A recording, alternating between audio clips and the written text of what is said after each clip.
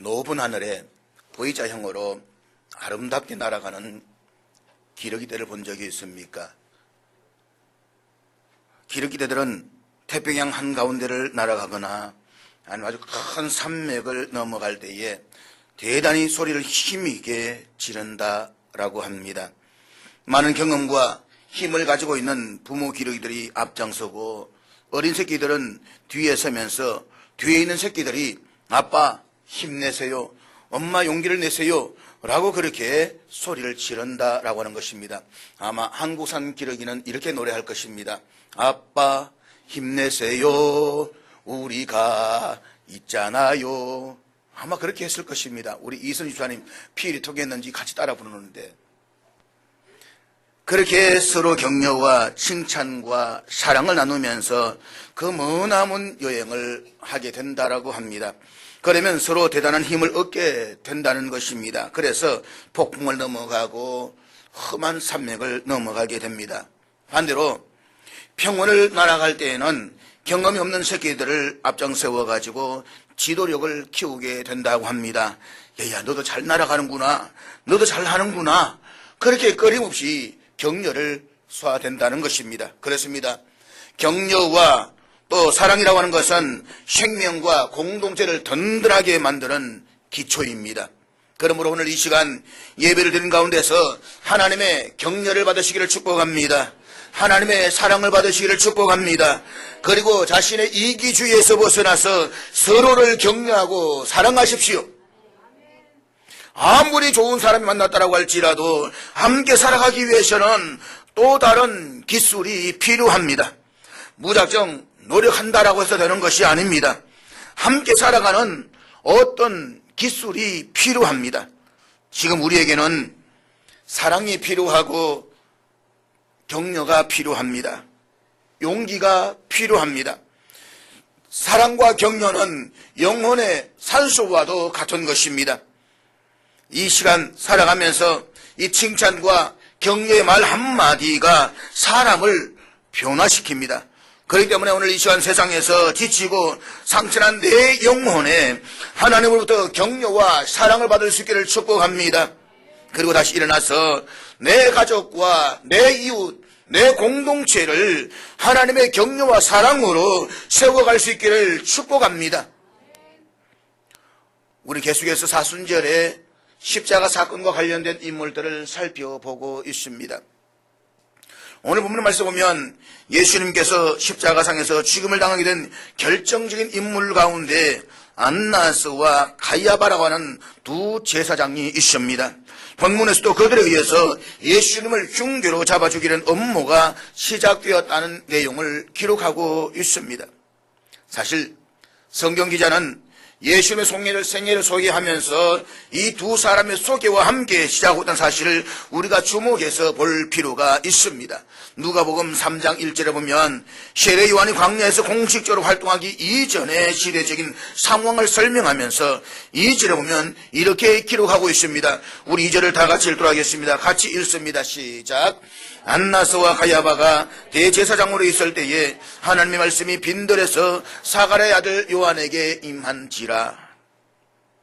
세례 요한과 예수님의 생애를 소개하면서 그 역사적 배경을 말할 때에 누가복음의 저자인 누가는 우리가 잘 아는 빌라도 총독과 디베리오 황제 등을 소개할 뿐만 아니라 안나스와 가야바라고 하는 두 사람의 인물을 소개하고 있습니다.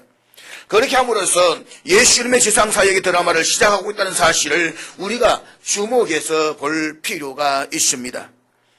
그들 두 사람에 의해서 결정적으로 예수님을 하여금 십자가의 길을 걷게 만드는 중요한 전기를 이루는 사건이 있습니다. 요한복음 18장 12절 13절 우리 같이 읽도록 하겠습니다. 같이 읽습니다. 시작. 우린 여기에서 안나스와 가야바의 관계를 알 수가 있습니다. 그러니까 안나스는 가야바의 장인이었습니다. 그리고 그들은 둘 다 대제사장들입니다. 그러면서 장인과 사위간이었음을 알 수가 있습니다. 군대와 천부장과 유대인들의 하석들이 예수님을 결박하고 바로 이 안나스와 가야바에게로 끌고 옵니다. 예수님은 이 두 사람들에게 첫 번째 신문을 당하셨습니다. 신문을 당한 다음에 빌라도 총독에 의해서 사형 편결을 받고 골고다의 피 묻은 길을 향해 걸어가시게 된 것입니다. 그렇다면 안나스와 가야바, 이들은 어떤 사람들입니까? 사실 이들 두 사람은 십자가 주변의 인물들을 다룰 때에 평소에 잘 다루지 않는 인물들입니다. 그러나 오늘 우리는 성경을 통해서 이들 두 사람에 대해서 좀 더 자세하게 살펴보려고 합니다. 안나스는 주후 6년부터 15년까지 거의 10년에 가까운 시기 동안 대제사장으로 활동을 하게 됩니다. 그는 로마의 총독에 의해서 대제사장으로 임명을 받았습니다. 로마의 총독에 의해서 대제사장으로 임명된다라는 사실이 굉장히 우스운 것처럼 들립니다. 왜냐하면 구약 성경을 읽어보게 되면 본래 대제사장은 하나님에 의해서 임명되는 것입니다. 그리고 한번 임명되면 그것은 거의 평생직입니다. 그리고 그가 죽으면 그 아들이 계승하도록 되어져 있습니다. 모세 율법에 의하면 이 대제사장은 레위 자손 가운데에서 아론의 계열이 대제사장이 되도록 그렇게 되어져 있습니다. 그러나 예수님 당시의 대제사장에 대한 형편은 아주 달랐습니다. 당시 유대는 로마의 통치 아래에 있었던 식민지였습니다. 그래서 로마의 총독이 대제사장을 임명하게 되어 있었습니다. 아무리 대제사장 가문에서 태어나고 충분한 자격이 있다라고 할지라도 로마로부터 임명을 받지 못한다라고 한다면 대제사장이 될 수가 없었습니다.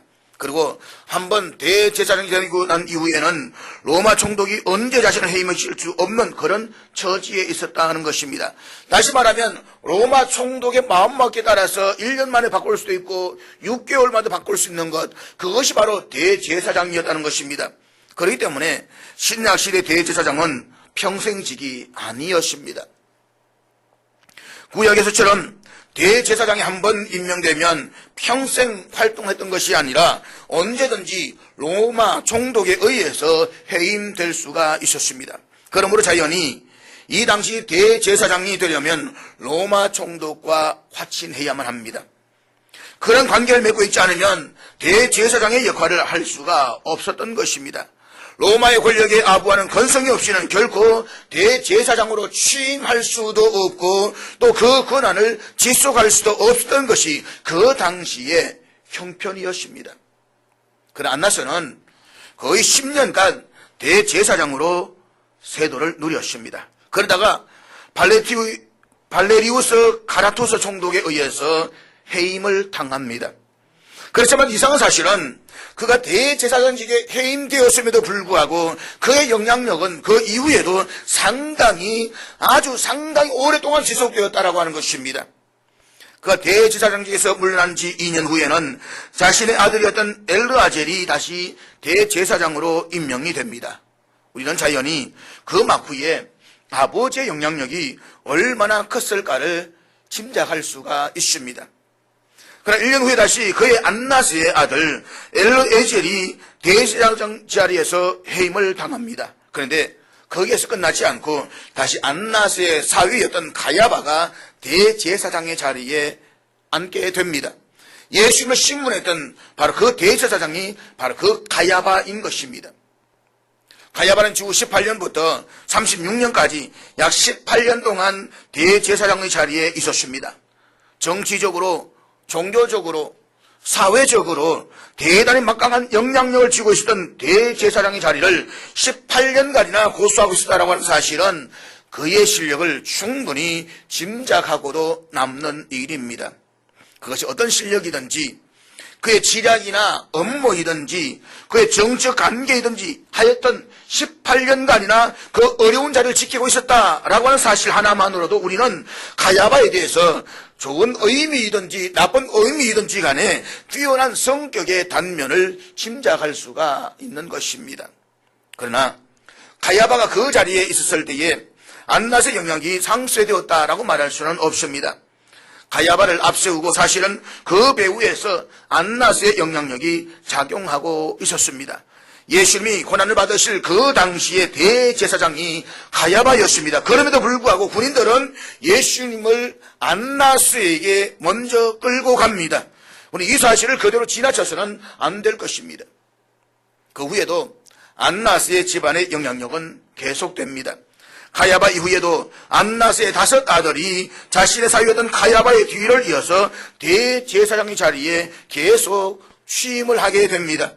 주 36년에는 요나단을 비롯한 그의 3 아들이 대제사장의 직위에 취임을 합니다. 그 다음 주 42년 다시 안나스의 다른 아들인 마띠아스가 대제사장의 자리에 취임을 합니다. 그 다음 마지막으로 주후 63년에 안나스의 아들 가운데서 안나스 또는 아나누스 2세라고 불리는 이 아들이 대제사장 자리에 오름으로써 취임을 하게 됩니다. 이렇게 안나스는 아들 5에 딸 1를 두었는데 아들들 모두를 대제사장 자리에 앉히고 그의 사위 가야바도 대제사장 자리에 앉히는 등 거의 60년간 세도를 부리게 되는 것입니다. 안나스와 안나스의 가문이 가졌던 그 대단한 권력을 우리가 조금이나마 짐작할 수 있는 사건 하나는 오늘날의 국회라고 말할 수 있는 산헤드린 공회가 집에서 개최되고는 했다는 것입니다.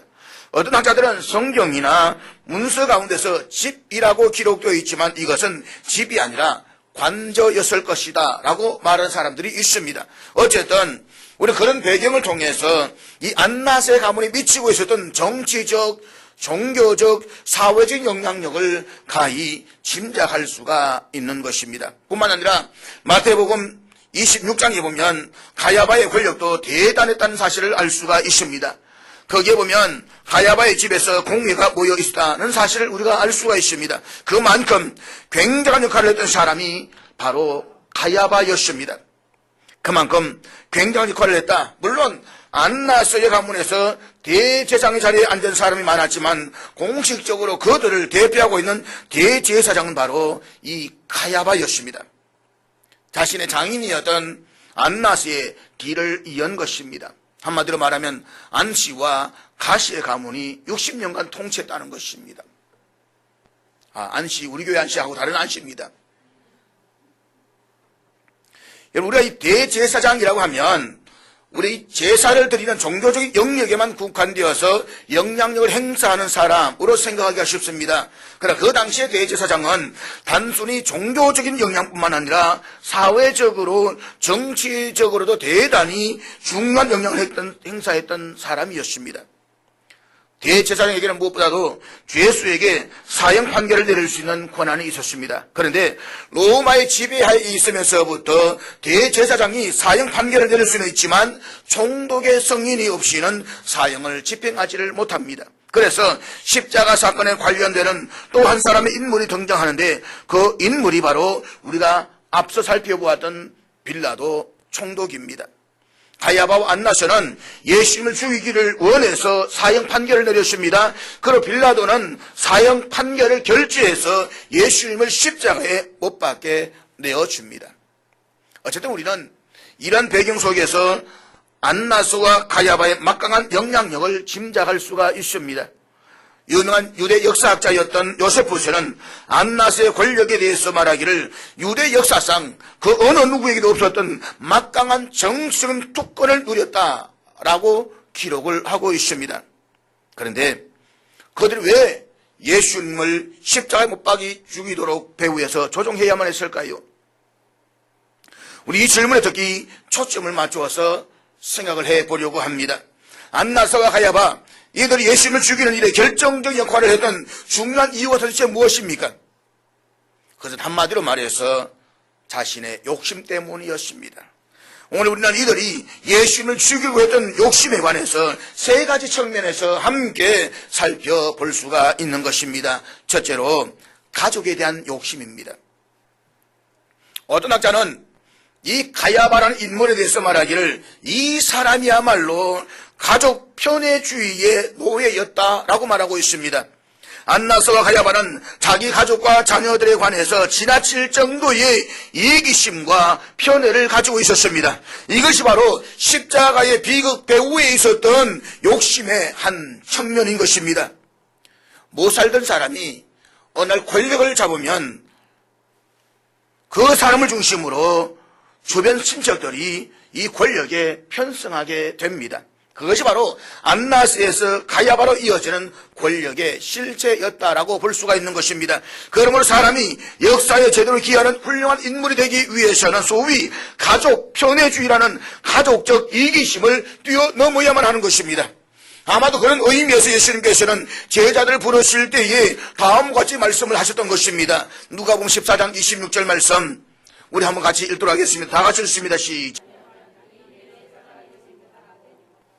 이것은 문자 그대로 자기 부모를 미워하라라는 말씀은 아닌 것입니다.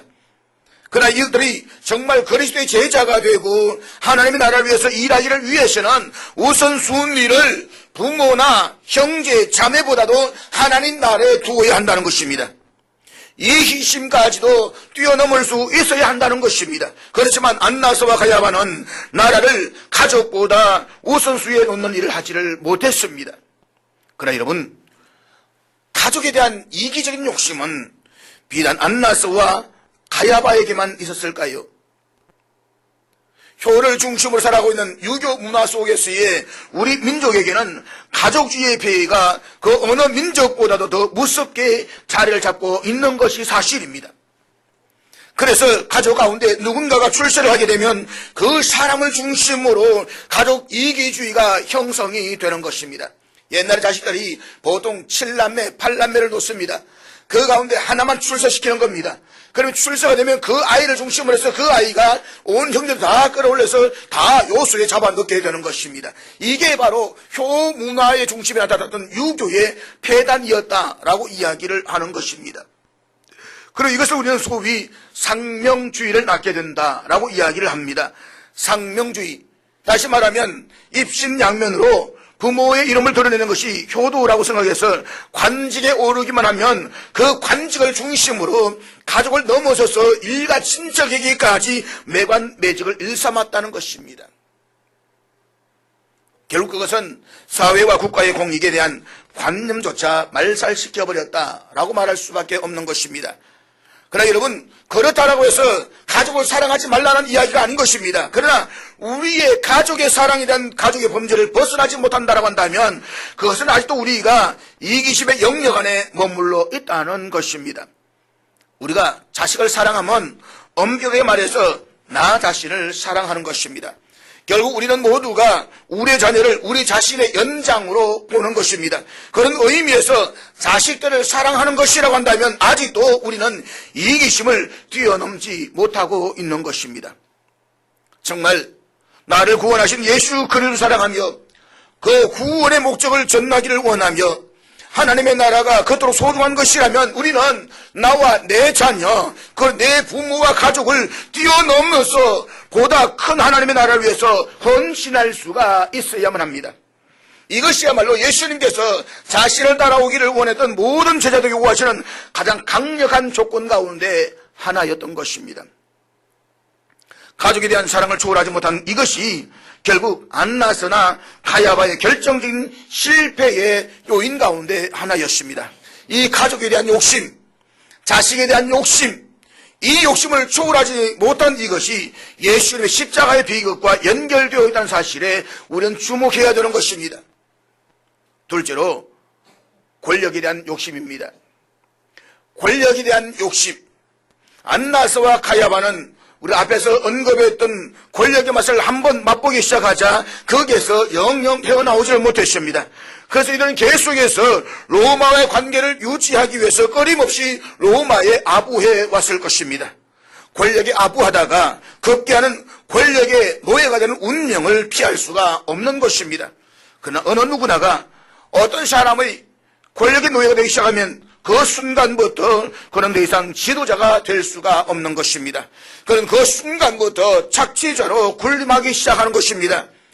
그는 섬기는 자, 정당한 의미에서의 다스리는 자가 아니라 착취자로 군림할 따름인 것입니다. 이것이 바로 안나스와 가야바의 추한 모습이었습니다. 이러한 유혹과 욕심은 비단 오늘 우리가 고발하고 있는 안나스와 가야바에게서뿐만 아니라 저와 여러분 핏줄 속에서도 엄밀히 숨어 있다는 사실을 우리는 경계해야만 하는 것입니다. 우리 그 정도의 욕심까지 감히 넘볼 수 없는 서민이라고 할지라도 자그마한 욕심 하나로 경계해야 되는 것입니다. 솔직히 우리는 조그마한 덕권이나 권력을 누리는데 얼마나 익숙해져 있습니까? 이러한 것을 생각해 본다고 한다면 다소 우리는 이 인물들에 대해서 동정적일 수도 있는 것입니다. 왜냐하면 예수님의 제자들에게서도 그와 같은 위기가 있었기 때문인 것입니다. 예수님이 기적을 행하시고 많은 추종자들을 건너시는 모습을 보자 제자들은 어느 순간 엉뚱한 꿈을 꾸기 시작을 하는 것입니다. 그분이 최고의 통치가 되는 그날, 로마를 물리치고 유대의 참된 자유를 가져오는 그날, 서로가 그분의 오른쪽에 앉겠다, 왼쪽에 앉겠다라고 하면서 싸우고 있는 이 제자들을 한번 보십시오. 그렇게 싸우고 있는 두 제자는 야고보와 요한이라는 형제여도였습니다. 이 사건을 통해 예수님께서 우리 주시하는 교훈이 무엇입니까? 마가복음 10장 38절 우리 한번 같이 보도록 하겠습니다. 같이 읽겠습니다. 시작. 여러분, 여기에서 예수님 말씀하시고 있는 자는 무엇을 말하는 것입니까? 고난의 자를 말하는 것입니다. 십자가의 잔을 말하는 것입니다. 계속해서 이어지는 말씀에서 예수님께서는 세상 사람들은 지배하고 다스리는 권력의 욕구를 위해서 살아간다고 말씀하고 있습니다. 그렇지만 예수님께서는 너희는 그래서는 안 된다고 말씀하십니다. 세상 사람들은 사람을 지배하고 권력을 누른다라고 할지라도 너는 결코 그렇게 살아서는 안 된다라고 하는 것입니다. 그러면서 43절, 44절에서 이렇게 말씀하십니다. 같이 읽겠습니다. 시작. 너희 중에는 그렇지 않을지니 너희 중에 누구든지 크고자 하는 자는 너희를 섬기는 자가 되고 너희 중에 누구든지 어떠함이 되고자 하는 자는 모든 사람의 종이 되어야 하리라. 이 말씀을 하신 후에 예수님께서는 자신이 이 세상에 오신 목적이 바로 이와 같은 것이라고 말씀하시면서 아주 놀라운 말씀을 하십니다. 45절 말씀 우리 다 같이 읽겠습니다. 45절입니다. 인자가 온 것은 섬김을 받으려 함이 아니라 도리어 섬기려 하고 자기 목숨을 많은 사람의 대속물로 주려 함이니라. 사랑하는 여러분, 여기서 잠시 멈추어서서 안나스와 가야바와 또 예수님의 모습을 한번 비교해 보시기를 바랍니다. 섬기는 자로 살기를 원했던 예수님의 모습과 당시의 모든 사람들을 짓누르고 그들 위에 서서 그들을 짓밟고 있었던 안나스와 가야바의 모습을 한번 비교해 보십시오. 오늘 저와 여러분은 정말 이러한 역사적 사실 앞에서 얼마나 교훈을 얻고 있습니까? 우리의 삶의 방식은 어떤 모습을 추구하고 있습니까? 우리도 은연중에 다른 사람들을 짓누르고 지배하고 다스리려고 하는 유혹에 굴복한 적은 없습니까? 아니면 하늘과 땅의 권세를 가지신 우리 주님, 그분의 진이 하나님이심에도 불구하고 종의 자리를 취하시고 오셔서 선포하시기를 인자가 온 것은 섬김을 받으려 함이 아니라 도리어 섬기려고 오셨다고 말씀하신 그 주님을 닮고자 노력하시는 것입니까?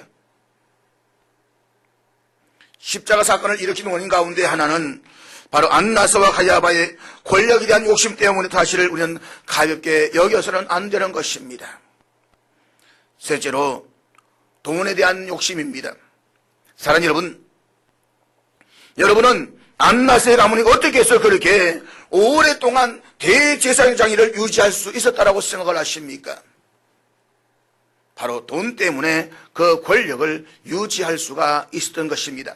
그 당시에 유대 나라는 변방지역이었습니다. 그렇기 때문에 변방에 오는 총독들은 어떻게 해서든지 간에 재물을 끌어 모아야만 합니다. 그 재물을 가지고 로마 황실에 갖다 바쳐야만 합니다. 그래야만 환심을 살 수가 있는 것입니다. 그래서 다시 로마의 정치의 본산으로 들어갈 수가 있는 것입니다. 이 로마 총독이 원하는 것은 무엇입니까? 돈입니다. 그렇다면 대제사장이 살 수 있는 길은 무엇입니까? 끊임없이 돈을 갖다 바쳐야 되는 것입니다. 다시 말해서 안나스 가문의 권력은 바로 이 돈줄에 있었다는 것입니다. 그러면 어떻게 해서 이 안나스와 가야바가 돈을 모았을까요? 대제사장의 1차적인 책임은 성전에서 제사 지내는 것을 관리하는 것입니다. 그러므로 그들은 성전을 통해서 1차적으로 돈을 벌 수 있는 기회를 얻을 수 있었습니다. 제사를 지내려면 무엇이 필요한 것입니까? 무엇보다도 재물이 필요합니다. 그런데 먼 길을 여행해서 오는 사람들은 재물을 미처 가지고 올 수가 없는 것입니다. 때문에 성전 앞마당에서 재물을 사야만 합니다. 그런데 역사가 우리의 정언하고 있는 기록을 보면 거기에서 두 가지 부정이 일어났다라고 정언하고 있습니다. 하나는 형편없는 재물을 파는 것입니다. 험과 티가 없는 것이 아니라 험과 티가 있는 것들을 팔았습니다. 이게 과연 설 수 있을까 싶을 전혀 서지 못하는 재물을 그 아주 엄청난 돈을 받고 팔았다는 것입니다. 사람들은 선택의 여지가 별로 없어서 하는 수 없이 막대한 돈을 주고 사지 않을 수가 없는 것입니다. 그리고 또 하나는 괜찮은 재물이라고 할지라도 그 이윤을 엄청나게 남기는 데 있습니다. 이렇게 성전에서의 장사를 통해서 풍리를 취했던 사람이 누구냐? 바로 대제사장이었습니다. 종교가 부패하고 성전이 부패했습니다. 성전은 하나님을 예배하는 장소라고 하기보다는 제사장들이 돈을 버는 시장바닥이 되어버린 것입니다. 이 일에 대해서 굉장히 분노하셨던 분이 바로 우리 예수님이었습니다. 예수님의 공생에 의해서 중요한 사역 가운데 하나가 바로 성전을 청결하게 하시는 사건이었습니다. 마태복음 21장 12절 13절 말씀 우리 다 같이 읽도록 하겠습니다. 같이 읽습니다. 시작.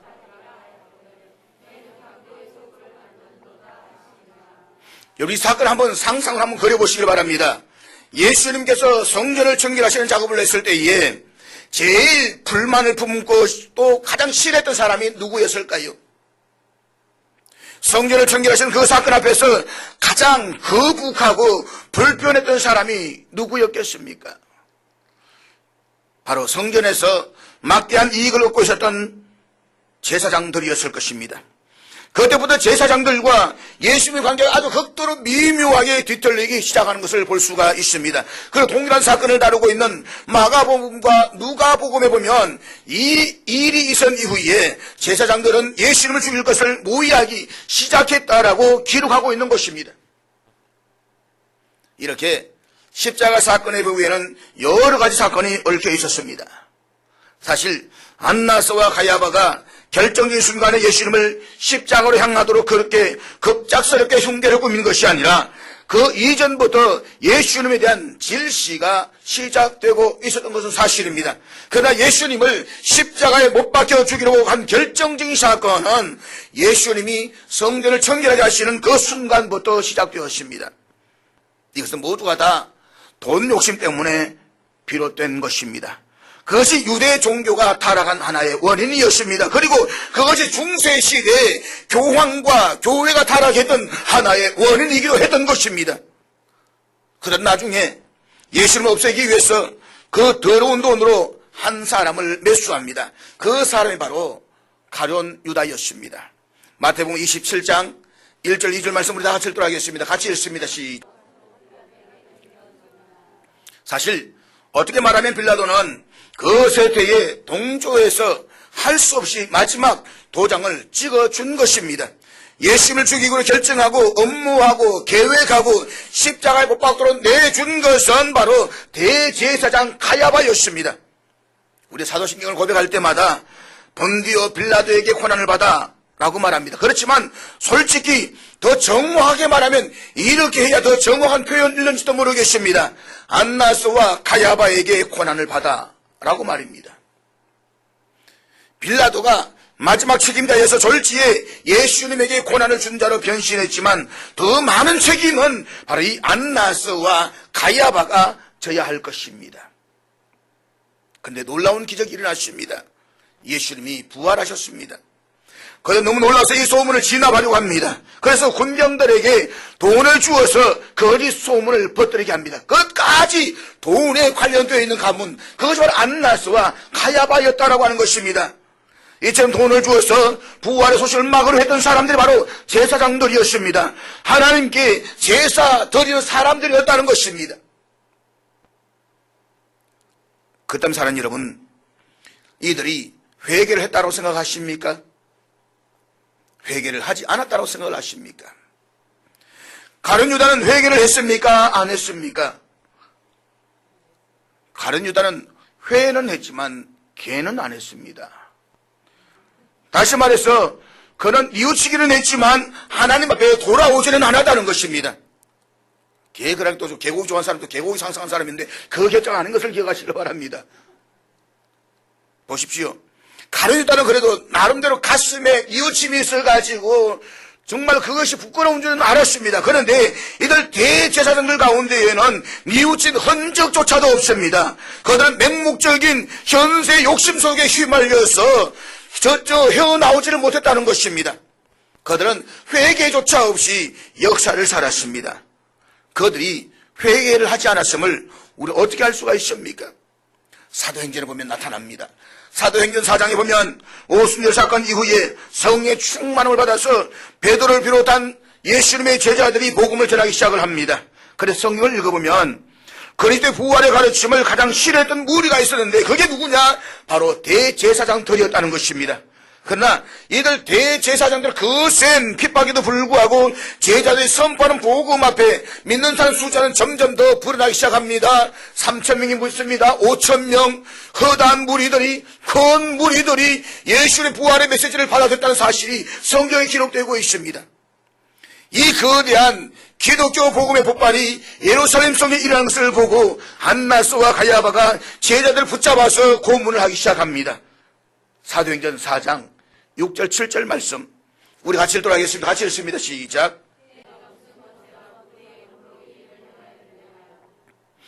자기의 가족들에 대한 욕심과 권력에 대한 욕심 그리고 돈에 대한 욕심으로 예수님을 십자가에 못 박게 만들었던 이들은 이후에도 계속해서 예수님의 제자들을 핍박합니다.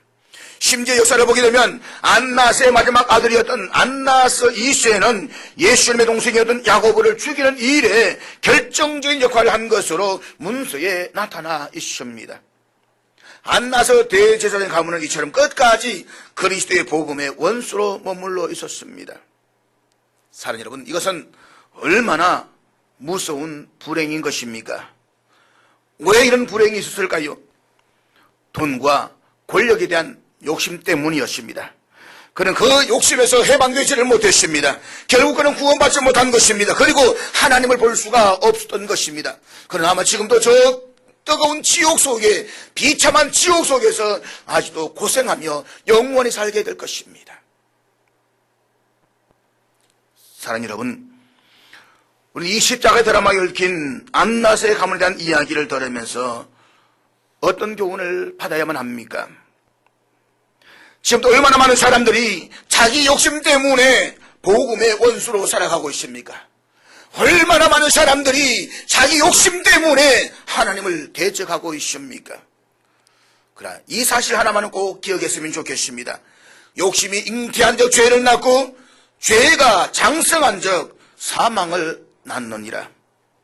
그런 사람 여러분, 우리 십자가의 복음을 통해서 구원받은 하나님의 사람으로서 모든 욕심으로부터 해방될 수 있기를 주의 이름으로 축복합니다. 기도하겠습니다.